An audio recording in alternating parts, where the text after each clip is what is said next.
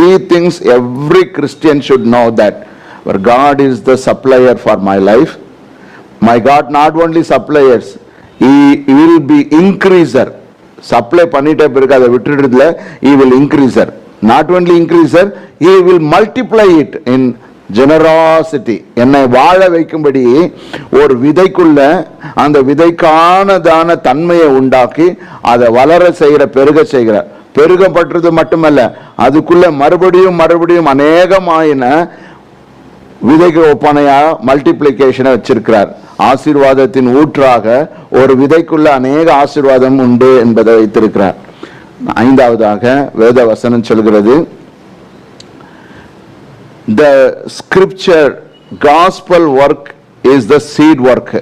அப்படின்னா இயேசு கிறிஸ்துவினுடைய அவருடைய சுவிசேஷம் அறுவடையோடு, விதையோடு, அறுவடையாளர்கள்